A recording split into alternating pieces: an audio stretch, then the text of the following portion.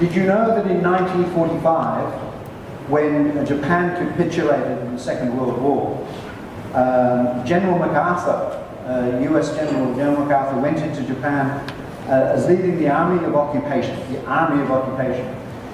He was so disappointed with the quality of the telephone systems in Japan that he said, I'm going to have to do something about bringing quality into the Japanese economy.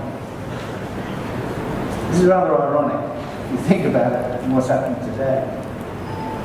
So at that stage, he knew of someone in the US.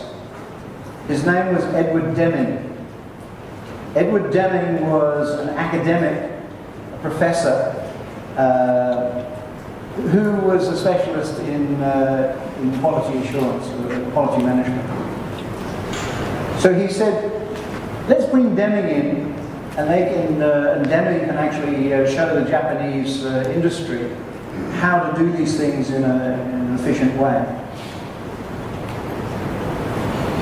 At the time, the American industry that were buoyed with all of the production from the Second World War wasn't particularly interested in Deming's ideas on quality. But the Japanese were particularly interested in Deming's philosophy of quality, which was about eliminating waste, essentially. So Deming came in, was a total hit to the Japanese industry. And it took maybe 30 years for Japan to really embrace all of Deming's ideas, to the extent that they then became the masters of quality assurance. And when they went back into the US, they went back as being the masters of quality. But it was an American who taught them how to do it. American industry learned from the Japanese industry, not from Deming himself. So by that time, the Japanese, with Toyota and Nissan, had built up wonderful lean management practices, or lean production practices. It actually started with Mitsubishi. In history, Mitsubishi was the first one to do it, but Toyota actually picked up on those ideas and put it into practice. And there's all sorts of lean production ideas that they actually came up with at that stage. Quality we talk about as the first topic next week. But again, it's the ways that they were doing it within manufacturing. I give you an example. I worked for maybe 2 years in a car assembly plant in New Zealand. What I was doing in New Zealand, I don't know, but I was there, and the car assembly plant in New Zealand were building both British cars and US cars, and they would be crated up in what's known as a CKD form, or completely knocked down form, in their own containers, and simply we would break open the containers, and all the parts were there, all the body parts, the engines and whatever, and we would simply assemble them. But we used the same technique as the Americans were using at that stage, and also the British were still using at that stage. And that is, you have an assembly line. An assembly line of cars. And people were actually getting paid for how many cars that would be produced in a day. If you think about it, that's not a very good way of having quality within your product. If you can do 100 really good ones, or 150 with lots of faults, what if you were getting paid half as much again for 150 as you were for 100? You would think very seriously about the quality and letting bad ones go through. And this was the system. This was the American and the British system at that particular stage of saying, okay, we'll build as many as we can, they will come off the end of the assembly line, and then we will fix them. And then we went into another yard, and people would go out there and they They would fix all of the problems that have actually occurred on the assembly line. And that was inspection. So half of the time of the production, after they come off the assembly line, was spent in fixing the faults that actually occurred. And the Japanese, with their lean production methods, said, why don't we think about doing this in a different way? Why don't we think where the faults actually occurred on the assembly line? Why don't we say, well, if it happened there, why don't we stop the assembly line there, fix this problem, and then let the car go through, and it'll get to the end of the assembly line and it'll be okay. That's prevention. Prevention rather than inspection. And that essentially was the fundamental issue, or the fundamental difference between the Japanese manufacturing systems, or their lean production, and the American and British system at that time. And of course, it's much more efficient to do it this way, to build your quality into the product rather than add it on at the end. Quality is always an add-in, not an add-on to your processing. But we'll talk more about that next week. So all of these systems were, and they continue to grow. They continue to grow about the different manufacturing methods. For those of you that were here early today, you saw one of the advanced methods of storage and retrieval. The Coca-Cola bottling plant and warehouse system in Taiwan is this example of an extension of what people used to do in a manual way, but for whatever reason now can't do it with traditional methods. In this particular case, you have a high-rise warehouse. Why would you have a high-rise warehouse? What economic variables would you have that would force you to have a high-rise warehouse? Save space. Save space. Which space? Save area space. You save footprint. Precisely. When you have areas that you have no space left, not usually the problem with the UAE at the moment, but in certain parts of Abu Dhabi. You ever tried parking your car in Abu Dhabi? It's a nightmare, is it not?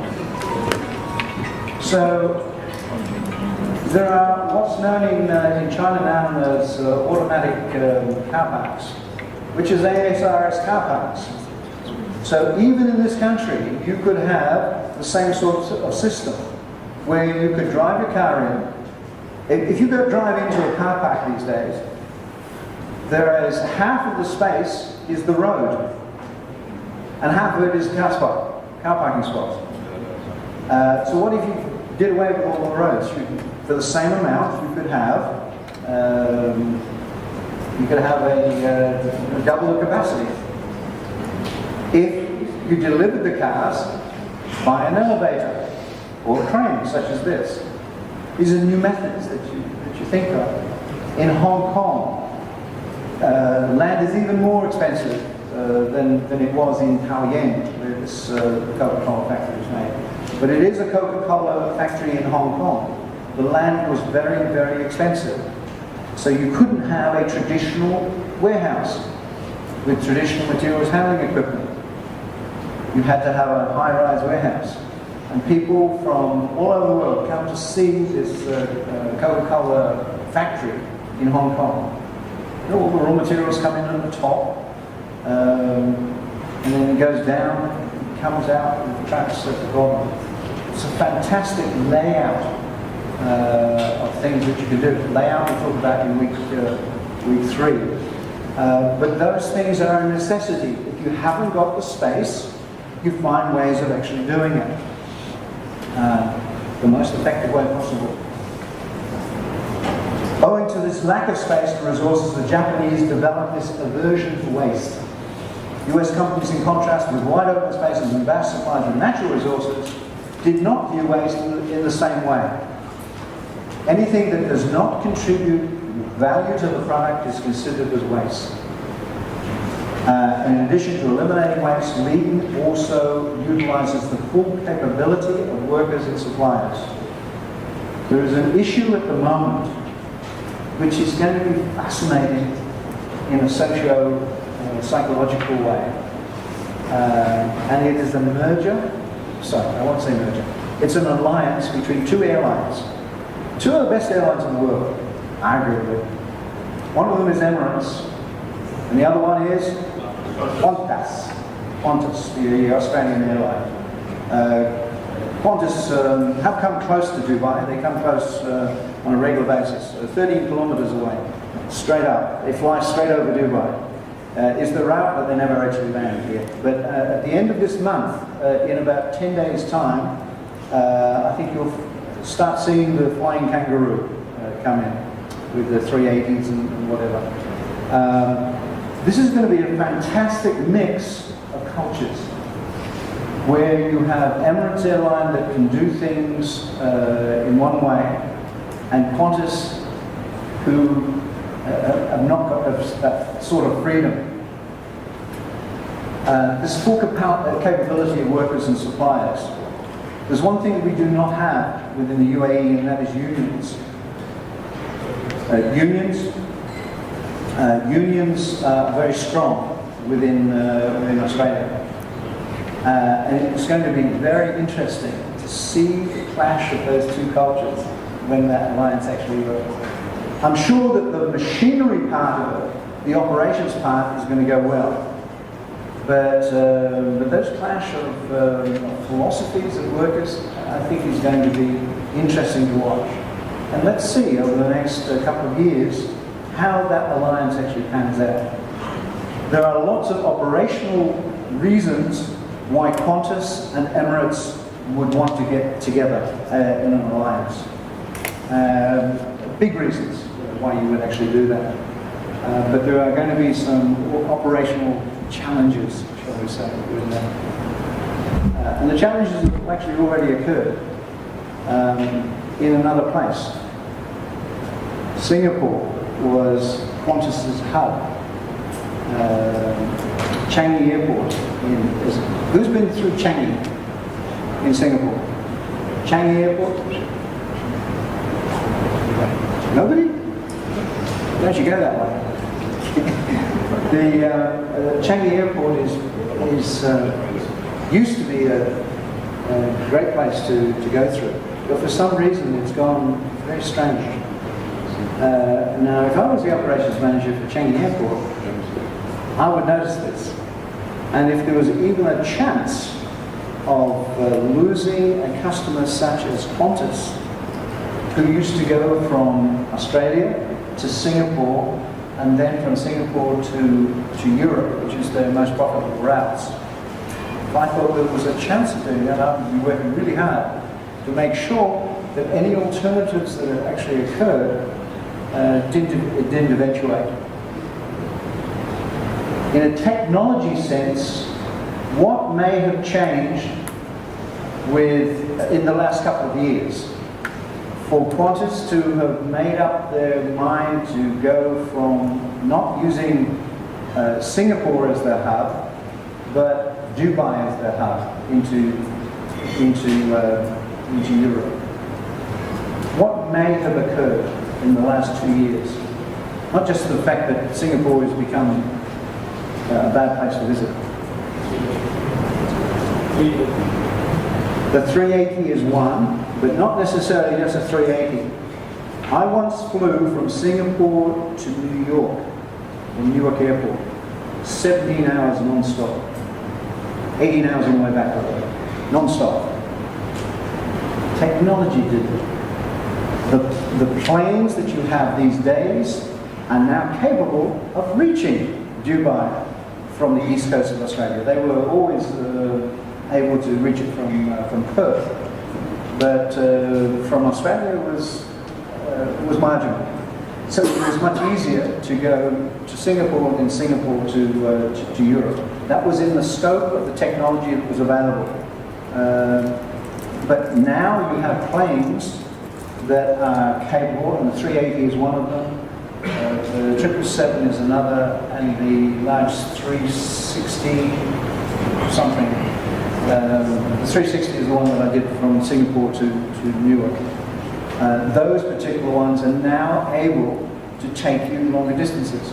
So Dubai now comes into the mix. This is an operations decision. Is it going to be good for Qantas? You bet it is.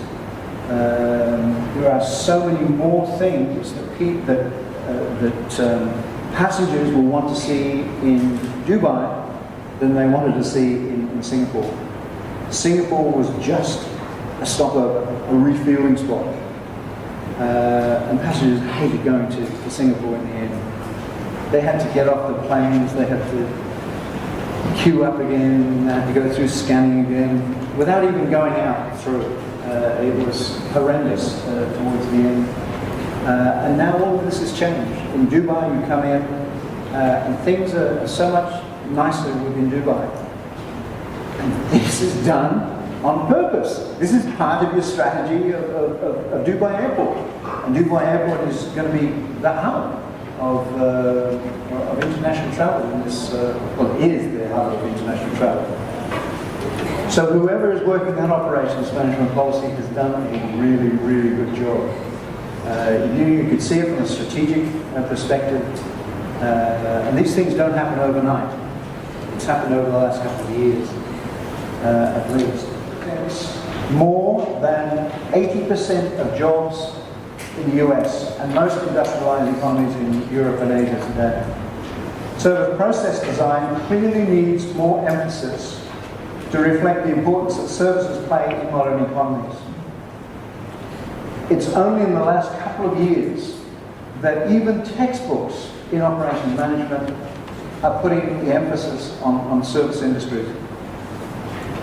Before it was about manufacturing, and even the name production and operations management. The production part is almost being left out of books these days. Operations management is more, or should be more, influenced by the service sector. That's where most of our jobs are, within operations management. And we will be squarely concentrating on that. So what are services? They're delivered by a wide variety of organisations. Businesses selling services to consumers, such as restaurants, appliance repairs. They are organisations providing specialist knowledge, such as consulting and accounting. Organisations providing welfare to customers, at least I hope this is welfare, such as universities and hospitals. And government services, including e-government, licensing, registration, police. All of these are services.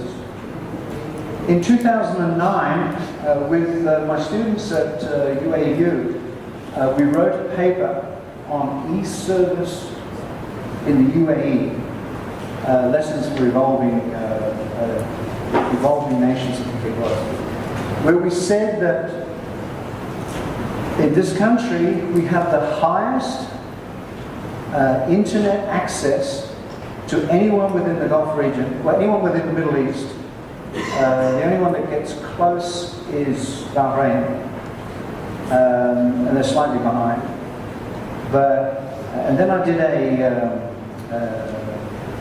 link, measured the United Kingdom, the United States, United Arab Emirates, and I threw Australia in. United Arab Emirates, where would that be on that list? United States, United Kingdom, United Arab Emirates, Australia. Where's the UAE with access to the internet? Number two. Number two. They were number two. Australia, by the way, was number 4. But I should have picked somebody else. But the speed of the internet within this country is much faster than anywhere that I've been. But the reports say that Luxembourg is actually faster. So if you really want a fast internet access, go to Luxembourg. But this is way, way out. Whenever I go to Britain, whenever I go to Australia, whenever I go to France, wait for such a long time for things to occur with my internet service page. I just love to come back here so that I can get fast access. But with that fast access, doesn't necessarily mean that we use the processes in the right way. We have licensing, we have registration, we have police. We can pay, not that I ever have fines, traffic fines, speeding fines. But if I did, I could pay them online. That's something that I've been able to do in Australia. Not that I ever, even though I do have fines in Australia. But you pay those online. But the registration and the licensing and a lot of the e-commerce that you do, we actually wrote about and said that even though we have got the facilities to do this, many people don't know how to use it properly. And that's what we were actually talking about. The rate of adoption of e-commerce within the UAE, even though we've got the infrastructure. I tell you one story before we have a break. The story is a friend of mine whose name was Sam. He was the guy who told me that the good sale always starts with the good purchase. Same guy. Sam was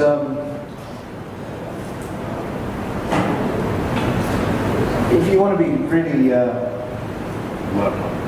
culturally aware, you should say horizontally challenged. He was big. He was a big guy. You know, if you were less sensitive, you'd say fat. He was fat, and he didn't do any exercise. He was getting fatter and fatter. And we all cared about his health. We all cared about him.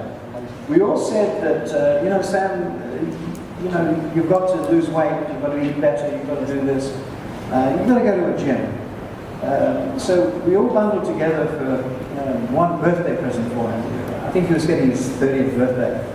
And we said, look, we'll give you we'll bung together and we'll all contribute towards a membership of the gym for 12 months. We really cared about the guy. We wanted him to lose weight. So, great hoorah, we gave him this gym membership, and it was the best gym in Brisbane. And we thought that this was going to help him. So he had gym membership, free gym membership for a year. That cost us thousands of dollars. But after 12 months, we went to see Sam, and he hadn't lost any weight at all. In fact, he was probably even more horizontally challenged than when we gave him the membership. So we said, Sam, what happened? What happened? We gave you gym membership. You should have lost weight. And then I realized, just by having the gym membership, it's not going to lose weight. You've actually got to do something else. You've got to go to the gym and exercise before you can lose the weight. And it is the same with the internet. Just because you've got the internet access, to make full use of that internet access, you've got to know how to use it, know why you should use it for a particular reason. And our paper actually discussed that issue. In fact, Sam's story was in that paper. We said that there are so many issues involved with people not actually being told about how you could use the internet for e-commerce purposes in this country. In Australia, for example, we have an open policy for internet suppliers.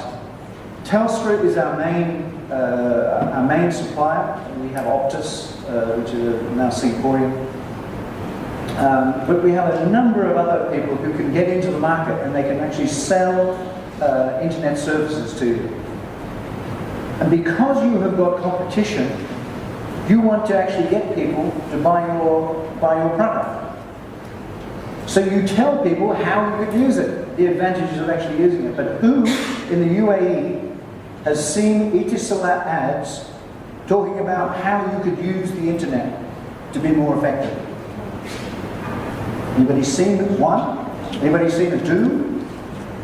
This is how you could actually benefit in your way. Now think about it, they have got the best infrastructure virtually in the world, with the exception of maybe Luxembourg. But it's that extra link.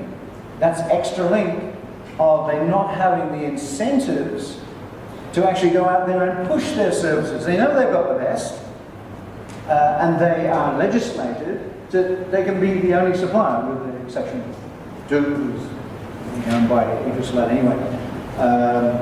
So there's not that competition. When you have competition within a marketplace, that drives you in the same way as Apple drives Samsung and Samsung drives Apple.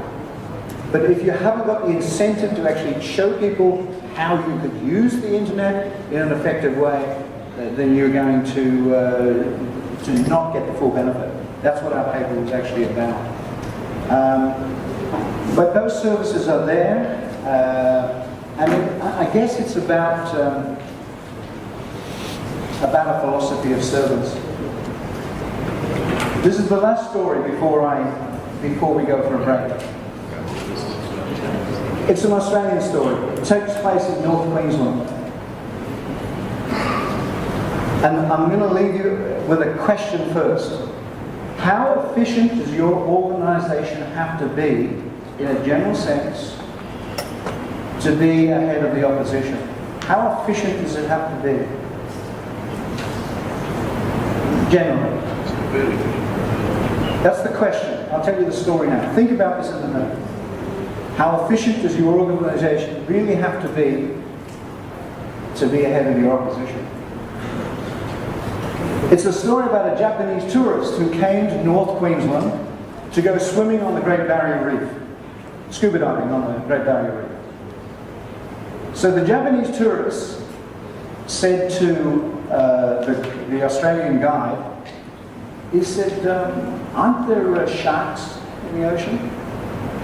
And the guy said, yeah, there are sharks.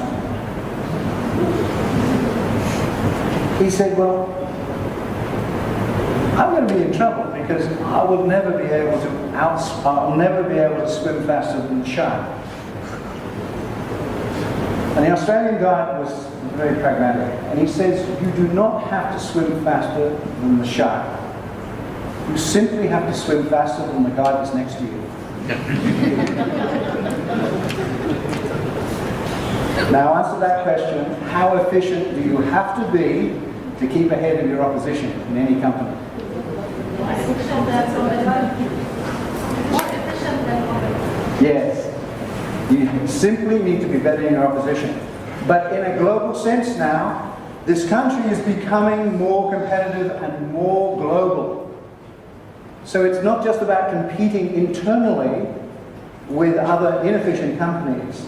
It is about being swimming faster than the guy next to you.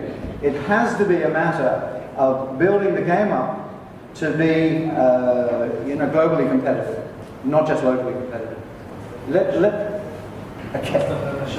Sure. Let the shark be somebody else. Okay, let's have things within your own organisation. What we want to do is we want to link the theory in with the practice as much as we can.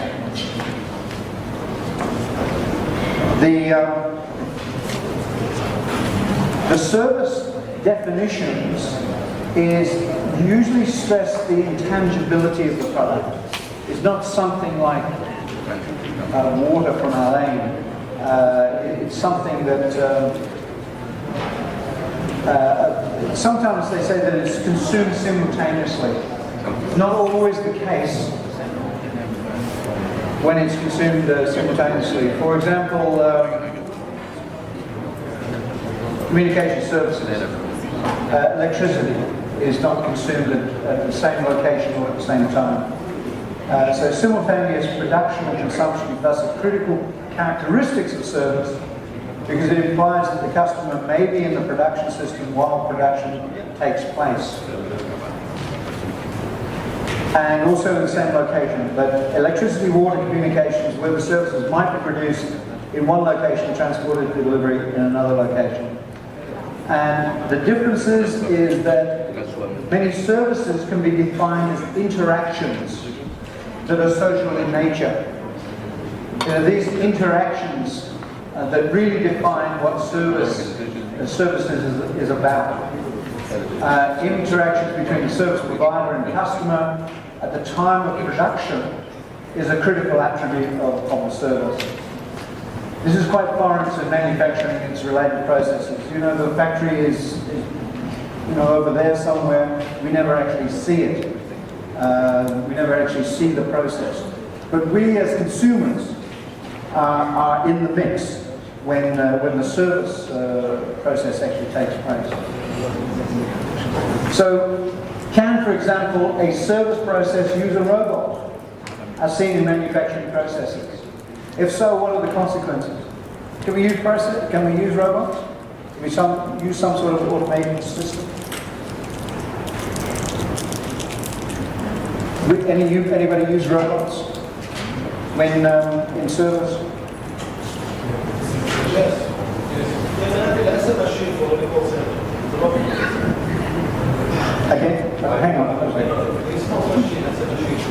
The answering machine is one of those systems.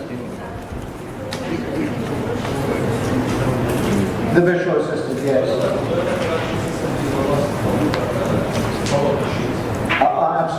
Absolutely. But when we're talking about service now, not manufacturing, but in service. ATMs is another example, yes. Checking cars in the car service. Checking car service? Yeah, if you have any problem with the car, you are going to the agency and they are putting in the computer system to check all the problems. Okay, but there's somebody that's actually putting that in. There is somebody actually doing it. I'm thinking more along those lines of the automated machines and the bane of my life. I don't know whether it's just me, but I build robotics, for goodness sake, but I hate robots. This type of robot anyway, where it says, press 1 to do this, press 2 to do this, press 33 to do this. If you want to hear these again, press 34. And then start again, and then it hangs up on you. And these things can be used, but it has to be absolutely spot on for it to work properly. And sometimes we use technology as a crutch, as a crutch for us to not do our jobs properly. So, let the answering machine do all of this. So this is one thing that we have to be cautious about, in that we need to be personalized within our service. We need to be able to say, if somebody comes up with something that the robot doesn't know how to answer, then our brains have to work. It was, forgotten his name. He wrote a book called The Essence of Decision. It would be Allison. But in The Essence of Decision, he talked about 3 ways of making decisions. And the first way is rational thinking. Now, when we make rational decisions, we have a couple of choices. And we look at both choices. And we say, well, that probably makes more sense than this one. So we'll go down this way. And then you're faced with another decision down here, and you say, well, okay, that makes more sense than this one. So we go with this. And it's sort of a logical, rational way of solving a problem, is it not? We've all done that, and most of our problems we solve in this particular way. But today, we are faced with another type of decision making. It's a different philosophy of decision making. And it's what Allison called the process model. The process model, or the procedural model of decision making. And robots love this. Because we tell the robots what decisions to make. So under normal circumstances, we were saying, well, we can program one in. Whenever you ask this, this is the way it's going to go. And if you ask this, this is the way it's going to go. So we can duplicate in almost an artificial intelligence sense what we believe that would be our rational decision-making process. And we could put it into a robot. Makes sense, does it? However, what happens when it doesn't make sense? Then, in that stage, there is no comeback position. There is no, oh, hang on, that doesn't make sense, because it hasn't been programmed into the robot. So often we get to a situation where we have programmed a robot to do everything that we think it should do, but it needs to do something else. There's an example. Mr. Radisson, that's not part of Marriott chain, is it? It's a story about Marriott. I hate telling bad stories about other hotel chains. I was a member of a Marriott frequent stayer, whatever it's called, Marriott card, a long time ago. And they wrote to me and they said, okay, this is a special. This is a real special. This is when I was based in Brisbane. They said, if you stay at 3 Marriott hotels within the world, anywhere in the world, we'll give you 3 extra days somewhere else in the world. I thought, this is a great idea. It just so happens that I was going to go to Singapore and I stayed at the Marriott in Orchard Road. That's one. And shortly after that, I was due to fly to Seattle in Washington. And I stayed at the Renaissance Hotel, which was also Marriott. That's 2. I only needed another one. And then I could stay at where I really wanted to stay, was Bangkok. Because I was going on holiday in Bangkok, coming back from somewhere else. So I said, ooh, all I need to do, all I need to really do here is to go to a Marriott hotel on the Gold Coast, which is just down the road, spend 1 night there, and then I've got my 3rd, that's 3. And then I'll get my free accommodation in Bangkok. I thought, well, if I spend $100 for a hotel on the Gold Coast, then I can get my $2,000 worth of accommodation in Bangkok. That makes sense. That's rational, isn't it? Yes. So I did this. I got my stay in Singapore. I got my stay in Seattle. Went down to the Gold Coast. Spent a night down there. I could have driven home. It's within driving distance. And then I sent in my application. I said, okay, here's my 3. And I want now my free accommodation and I'm going to go to the Marriott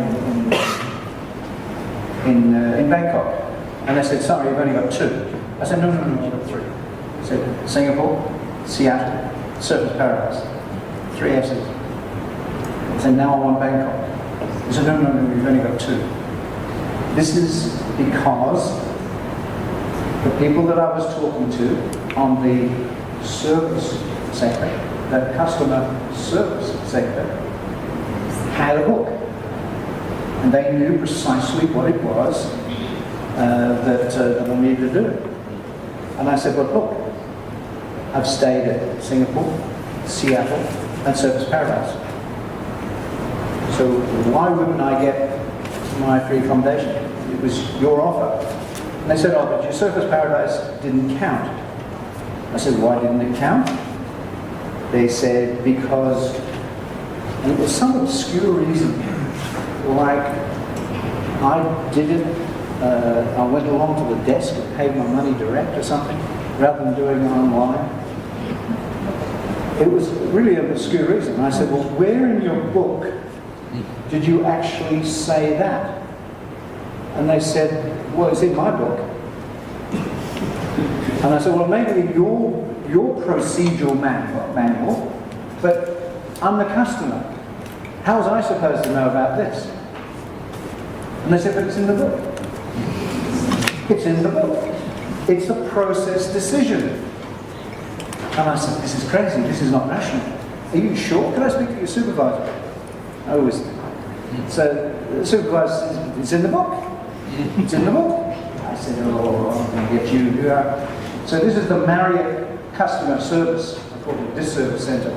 But I know better than this. And I knew that it's a 24-hour service. So I knew when I was ringing, I would be getting somebody in Singapore that's on the service desk. I said, if I wait long enough, I can get somebody in Europe. Maybe they'll be better. So I waited to in the middle of the night and rang up and told them the same story. And I got somebody with an Irish accent, because they were from Dublin, service centre in Dublin. And I said, you know, I spent Singapore, Seattle, Service Paradise. And they said exactly the same thing to me. Oh, the other one doesn't count because of this. I said, but that's what they told me in Singapore. That I said, oh. And then I realised they all had the same book. This is the same procedural manual. This is a process model of decision making. You don't have to think anymore about this. And how frustrating it is for me as the client who just wants his free hotel accommodation in Bangkok. I said, I'm not giving up. So early in the morning, this is about 5 o'clock, I said, well, Singapore's not going to come on stream yet, and Ireland's gone to bed. So I rang them and I got an American. And guess what? Yes, but with an American accent this time. So nobody is actually using a rational decision-making process in these help desks. They're not allowed to. This is what management have told them how to do. This is a book, you follow this particular book. But it makes no sense, but that's the book. It doesn't matter that it doesn't make any sense. It just makes sense that if it's in the book, that's what I tell my client. For robotic purposes, and remember my background in robotics, this frustrates me enormously. How did I finally get my accommodation? And I did get it. I don't give up. Persistence is my middle name. How? No, I couldn't do that. It was too late for that. There was a time limit as well. It had to be within a 1 month period. Well, I raised the complaint from the Singapore end. That wasn't getting ahead. No, it was outside of the scope. I would have lost my first two for that particular one. No, that was too late for that. Couldn't do that. No, I was determined I was never going to stay at a Marriott hotel again in my life, except for my free one in Bangkok. That was the only, and it has been too, it's been the only time that I've ever stayed. The last time I stayed was my 3 free nights accommodation in Singapore. I found somebody who didn't have the manual. It's the only way. It was the only way with this system. You know, I thought that I would go up the chain, up the hierarchy. I want to speak to your supervisor. I want to speak to your supervisor. I want to speak. I was getting higher and higher in the organisation, but they all had the book. They all had that same book. Page 48. No, that one doesn't count. So you find somebody that hasn't been given the book yet, who is still able to make a rational decision. And it was a rational decision to make, that I should get my free accommodation. It was Australia. I found somebody in Australia who didn't even know the existence of the book. And they were still able to think. And they said, yeah, that makes sense. We'll send you the voucher for Bangkok. It's the only way to do it. But it was an example. It was an example of how, if we rely on robotics, on automation, we have to get it absolutely perfectly right. And it is very difficult to get it absolutely perfectly right at all times for all eventualities, for all circumstances. The hotel in Bangkok was great, by the way. But at that time I was teaching in enterprise information systems class, and I told this story to my MBA students in Australia. This would be back in the, 2000, 10 years ago. And I took my Marriott card in front of my class, and I have to do it virtually because I haven't got one anymore, and I slipped it up. in front of them. And so that's what happens when this is supposed to be a loyalty system. And a loyalty system for service is a great idea, is it not? But when it goes all wrong, it has the absolute opposite effect of what you want. So think about, can you or can you not put technology into systems in that particular way? We do talk about technology in business next week, or technology in operations. But that was one of those examples that you can take technology too far. And unless you understand that you need to be customer-centric, then there's no way in the world that you can get a robot to do what a rational thinking person can actually think it is. So, before deciding the process to deliver, to deliver a service, the service product must be defined. The service product bundle consists of 3 elements. Those elements are the benefits or explicit service, that is, an order can be taken directly, delivered on time. Psychological benefits or the implicit services, that is the courtesy of the provider at the time, and the physical or facilitating good, the actual product received. Those has got to be a bundle, because you cannot have good service without all 3 being in place. If you think in terms of taking an airline flight somewhere, there are benefits or explicit services that you can do it online, you can get your ticket properly and whatever. You know, in Sharjah, I don't know, it's still the same. Air Arabia. We've all flown on Air Arabia? Great airline. But they have a very strange system. You know what an e-ticket is? Yeah. Electronic ticket, yes? Except when you go to Sharjah Airport, and I haven't been there for 12 months, so maybe they've changed this particular system. When you go to Sharjah Airport and you go to check in, Air Arabia says to you, "Where's your ticket?" I said, "I've got an e-ticket." And they said, "But where's your ticket?" I said, "No, it's an e-ticket. E-ticket, electronic ticket." "But where's your ticket?" "Where's the paper?" I said, "You don't have paper on electronic tickets. An e-ticket is an e-ticket. That means you don't have to print it." "No, you have to print it." I said, "Well, it can't be an e-ticket then, if you need to print it." So, yes, I'm only picking on Sharjah because we're in Sharjah at the moment. But that was one of those things. Yes.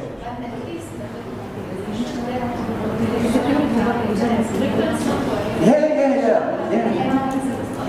I had that. I did have all of that. I always carry that with me. I always have the booking receipt with me just in case.